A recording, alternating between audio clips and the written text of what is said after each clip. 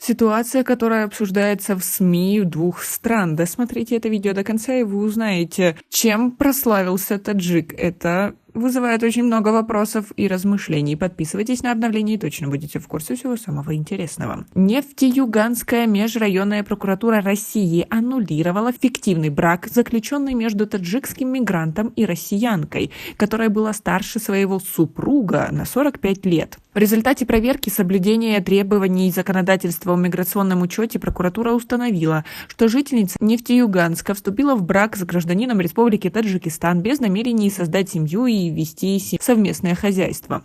2 марта прокуратура Ханты-Мансийского автономного округа опубликовала на своем сайте сообщение, в котором говорится: разница в возрасте между супругами превышает 45 лет. После регистрации брака они вместе не проживали, общего хозяйства не вели. Об обстоятельствах личной жизни друг друга не усведомлены. Указанные обстоятельства свидетельствовали о заключении брака не с намерением создать семью, а с целью получения иностранным гражданином миграционных документов. После того, как брак был аннулирован, гражданин Таджикистана покинул территорию России. Мнение россиянки и таджикского мигранта по этому поводу недоступно. Некоторые таджикские мигранты в России заключают браки с россиянками в целях получения гражданства этой страны в упрощенном порядке. В некоторых случаях соответствующие структуры устанавливают фиктивность заключения союзов и аннулируют их. В регионах России, видимо, активизировались кампании по выявлению фиктивных браков граждан этой страны с мигрантами.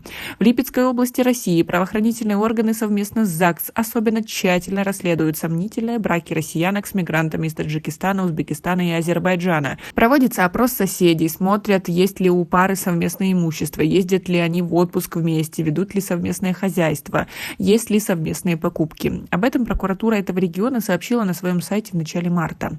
Так, суд Липецка признал 3 брака местных жительниц с иностранцами фиктивными.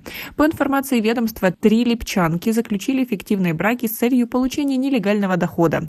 По итогам проверки прокурор Левобережного района обратился в суд о признании браков жительниц Липецка недействительными. Его иски были удовлетворены.